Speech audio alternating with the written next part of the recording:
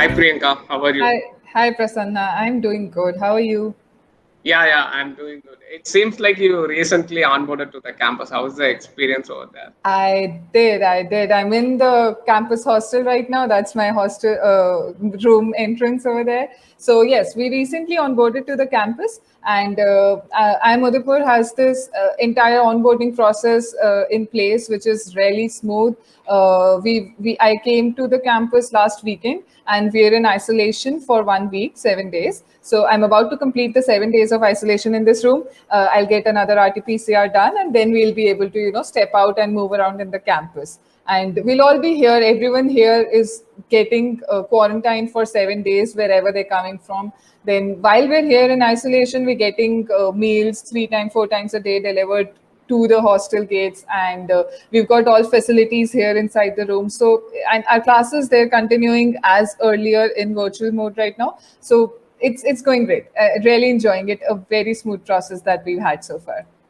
It seems you wanted to done your RT-PCR and go out and explore the campus. You're Yes, really excited. obviously. The very small glimpses I've had of the campus while coming here, and maybe from my window over here, it's amazing. It's a beautiful campus. You've got hills all around, and it's raining right now, so it's a very beautiful view outside. So we're just eagerly waiting to get done with our RT-PCRs and to be able to step out and explore the campus. It's an amazing campus over here. Yeah, Priyanka, it's nice to hear like About you about your onboarding. So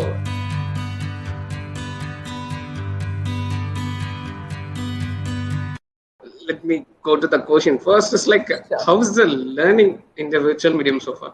Like, how is IMU striving hard to ensure that teaching and learning to the maximum possible extent to the students? Okay, so the learning in the virtual medium has been exemplary, I would say. So, everyone had this doubt about starting, any kind of student has this doubt about starting their education or continuing their education in the virtual medium. And let me assure any of the viewers over here, that should not be an issue at all.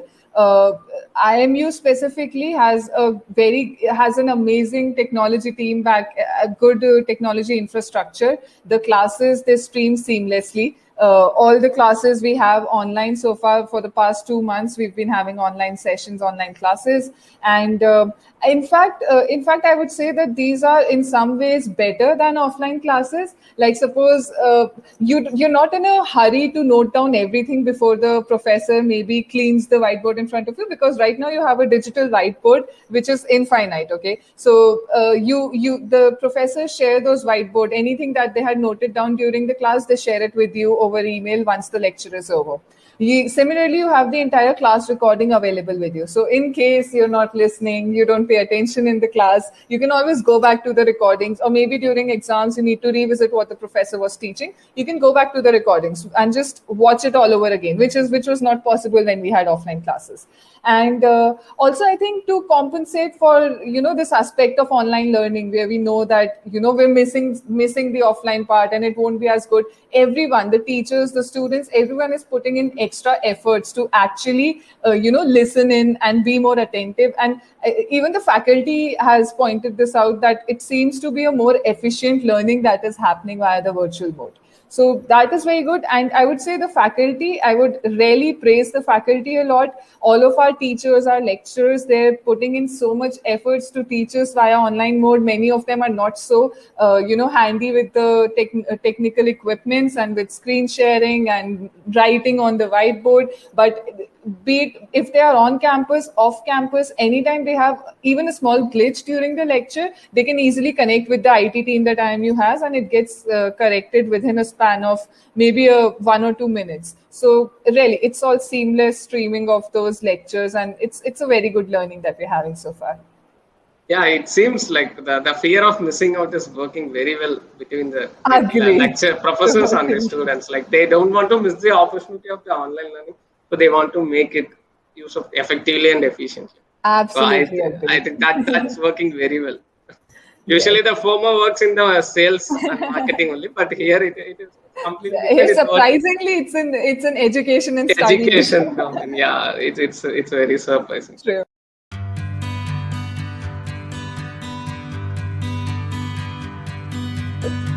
So, like, I would like to ask one more question. Like, who should apply for the IMU GSM? Is there any specific criteria that these guys should apply and these guys shouldn't? So I don't think there's anything that, anyone who has an interest, who maybe thinks they can enhance their career by taking up this course in global supply chain management, anyone has an interest in supply chain, logistics, operations, they should definitely go ahead and apply for the course. It does not matter what background or what educational background you're from. It does not matter what work experience you have. We've got people coming from varied backgrounds and experiences. And the only thing, trust me, the only thing that you need over here is your, zest, or, your, that you want to study supply chain, or you have an interest in operations or logistics. And it's not just core logistics or supply chain that you will be restricted to. You can also get into consulting or maybe related fields to supply chain management. So over and all, there's a lot of perspective after this course. And if you have even the tiniest bit of inclination towards it and you feel like applying, I would definitely suggest that anyone who comes to me for suggestions, maybe via LinkedIn or anything, I'll tell them to apply. That's there. So no such restriction. Okay, it means like even despite you didn't come from the supply chain or operations domain, if you have inclination towards it, you should go ahead, right? Definitely, definitely, my point. Okay.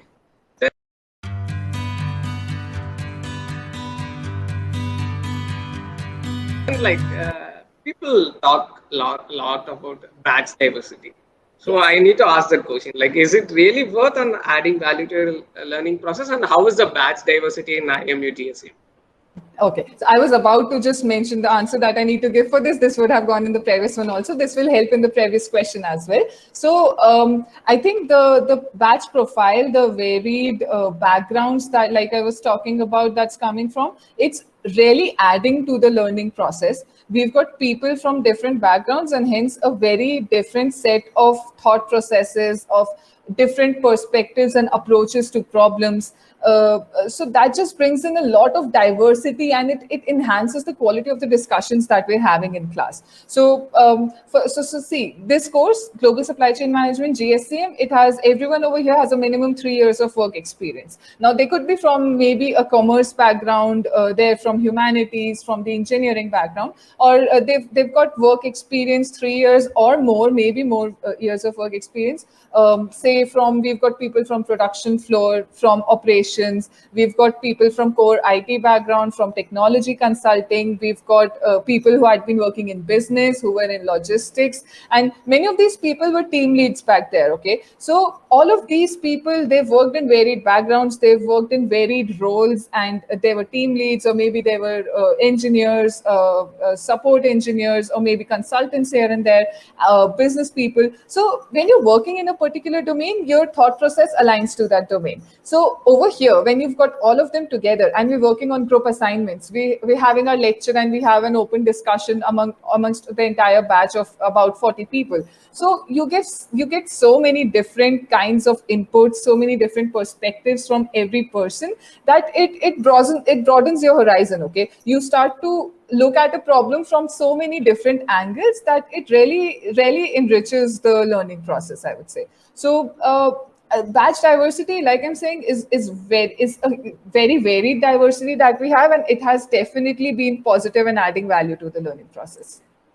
So I think it should be one of the criteria while choosing your business school, I believe. It should be, definitely should be. And I think the batch size is just perfect here. So a lot of business schools, they have a large number of people in batches. We've got about 40 or 37, 40 people here. And if you're having a discussion in a 1.5 hour long lecture, everyone gets to speak more than once, okay, apart from listening to the lecturer. And I think that's a very healthy discussion and a really good approach towards learning a new topic.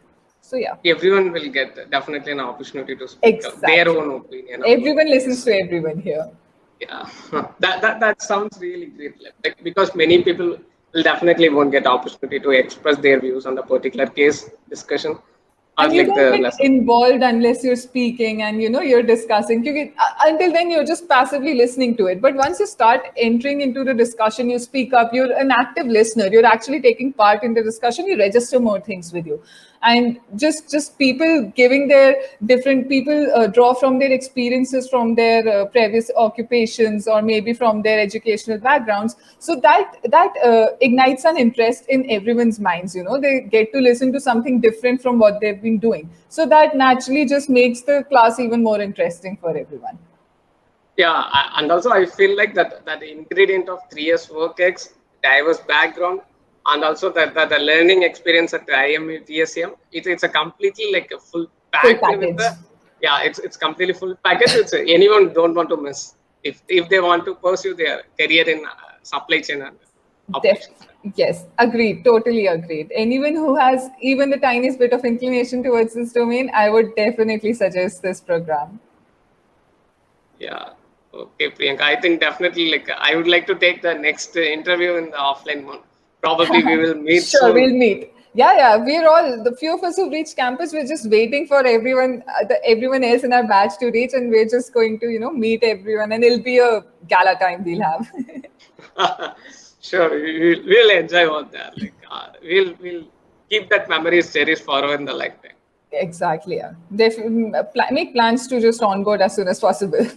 We'll all meet here then.